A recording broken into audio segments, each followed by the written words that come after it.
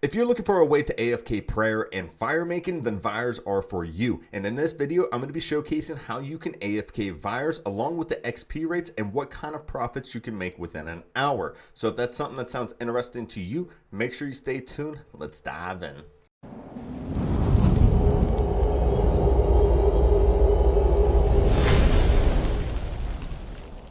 As for the requirements, you will need at least level 80 plus combat skills, and since we're going to be using magic, that is magic, defense, and constitution.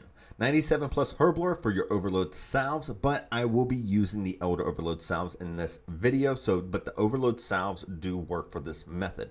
97 plus archaeology for the relic powers that we're going to be talking about here in a little bit. 92 plus prayer for curses, which we will be using soul split and leech magic strength. 89 plus invention for the perks that we are going to be putting on our gear. As for the quest, you will need to complete the branches of Darkmire to be able to get to a location that the Vyre Lords and the Vyre Ladies are at. And you will also need the Temple S intestine to be completed to be able to unlock curses.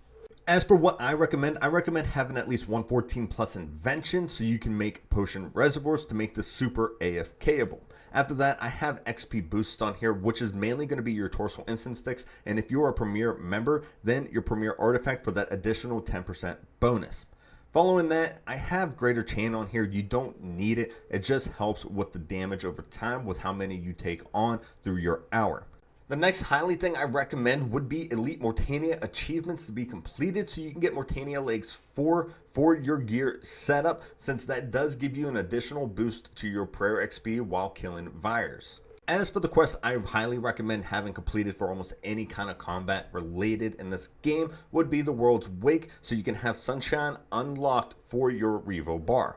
So our gear setup is going to be a little wacky. For the headset, you will have the first HTR for an additional XP gain for your prayer. For our top, we have the subjugation robe top that is augmented. For the gloves, we have flame gloves that goes hand in hand with the ring of fire. As you see, it gives you a 2% additional buff to your fire making XP.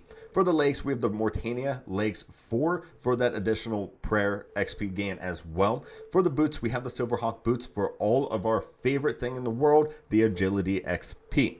For the aura, we have Master Corruption aura. If you guys don't have the Master Corruption aura, then you can use the Penance aura just to keep your prayer up for this method. But the Master Corruption aura does give you an additional 2% XP to your prayer. Now, we will be using a Zuck Cape for this method just because of the Revo bar, and you want to be able to get as many kills as possible to make as much XP gains as possible. For the necklace, we do have a Zealot necklace on here. If you guys don't know what it does give an additional 10% bonus to your leech prayers, but it does give you a -5 on your prayer bonus, which doesn't really matter when you have an unlimited amount of prayer. As for the ammo slot, we do have a grasping ruin pouch there filled with air ruins, since we will be using air search from the normal spellbook. For the weapon, we will be using an augmented sun spear, which if you guys don't know, it is super key for this method, and it automatically cremates all the Vyre corpse for your prayer XP.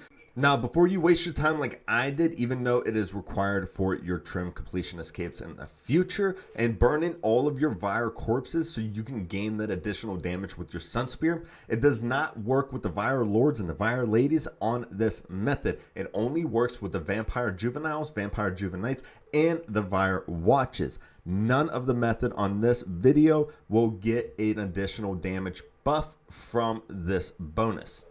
And in our pocket slot, we do have the Scripture Wind Guidebook for the extra prayer bonus, but we are not going to have it active. As for our inventory, we do have our potion reservoirs, our elder overload salves, or your overload salves if you are not high enough level. We also have our magic note paper, since there are some items you do have to note. Next, we do have the House Draken outfit. Now, if you're high enough level, you don't need it, but there is a method that you have to do to get everything properly set up, and we'll go over here in a little bit. And if you're low enough level, this will come handy for you. Now, down on the bottom, I did bring an Artificious Measures, but a gem bag, not the upgraded one. The gem bag would work just as well here, since they do drop some sapphires and rubies. Next, I have the seed aside, since they do drop a lot of seeds. And if you want farming XP, this is one of the better places to be able to do this as well. But if you want the GP, the seeds are definitely there for you, and it does increase your GP per hour by a good little bit. Next, I do have a spring cleaner. They do drop alcohols, so that is more GP in your pocket along the time. And last, we do have the Draken's Medallion, so you can teleport straight to Darkmire and not have to worry about running to get there. Now, for the ideal relic power setup, you want at least conservation of energy and fury of the small. But if you're not high enough level at 118 archaeology, then you can swap out your conservation of energy with either a death ward or a berserker's fury so you can get that additional damage buff.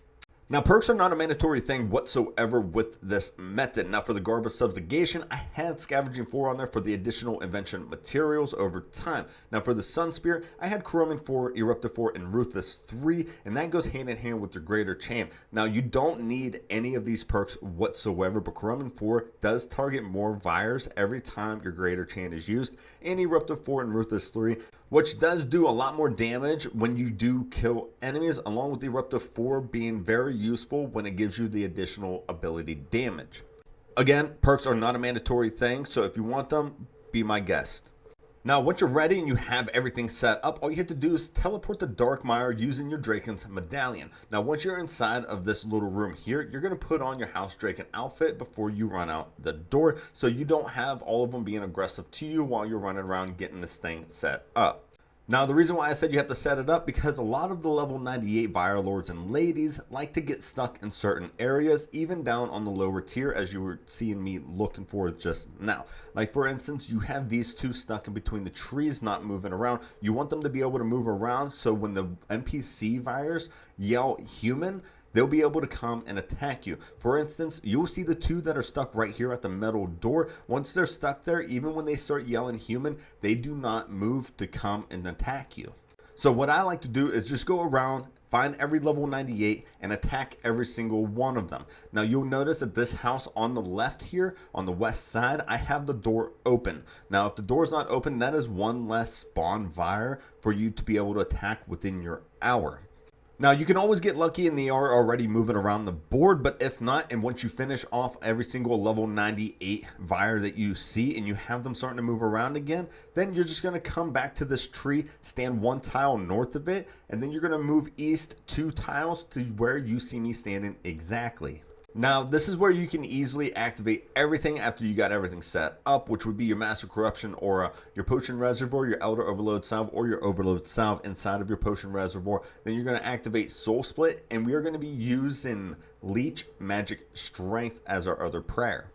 I would like to note we are not using any kind of familiar. We are using our legendary pet to help, scavenge around the floors on the items that we don't pick up or we have forgotten to pick up or we actually left the computer to do some chores. As for the Revolution bar, we will be using Sunshine, Greater Chain, Tsunami, Omnipower, Corruption Blast, Dragon Breath, Wild Magic, Sonic Wave, Rack, Sacrifice, and Tuska's Wrath. Again, if you do not have Greater Chain, it is okay. Just a normal chain can do with this. It's just you won't have as many kills per hour as we're going to talk about later in this video. And let's not forget, we are going to be using Air Surge from the standard spellbook, so it's also going to save so much GP at the end of the hour. Now, you should notice that you should see 6 spawns of Vyres during your time killing them. Now, you'll notice that there's one at a flagpole every once in a while. With magic, you have nothing to worry about because your Greater Chain will reach over to it. It will eventually start attacking you, and you'll be able to kill it off without having to move a single space. But if you're using melee or you're using range, there is a slight chance that you have to move out of position while AFKing to be able to go and kill it and then be able to come running back. So you might have to watch out a little bit if you're using the other combat styles.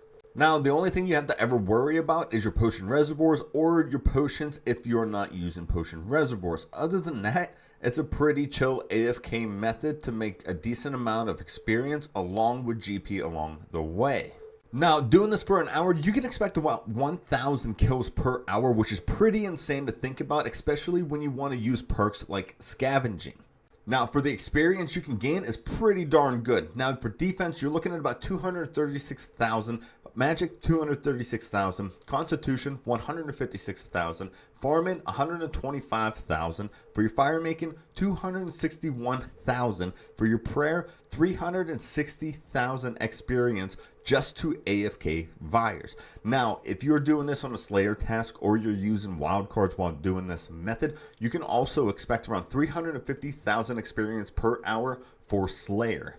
Now, after my 1 hour with Vyres, I got about 9.7 million GP off of drops alone, and that's not including picking up the seeds. I used the seed assign for all of my farming experience. So if you also picked up all the seeds as well, you can look around 10 million GP in that hour, and that's all before your expenses. And I'm not kidding you, this is probably one of the cheapest videos I have ever done, being that it's using a standard spellbook and only using air runes and your Elder Overload salves. So after your expenses, you're looking at about 9.6 million GP per hour as pure profit, which I would consider really good, especially when you're doing this method for your XP gains.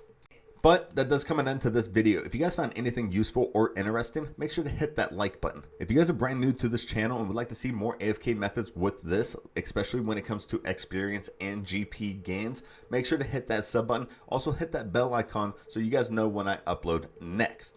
But until next time, guys, I hope you stay safe. See you.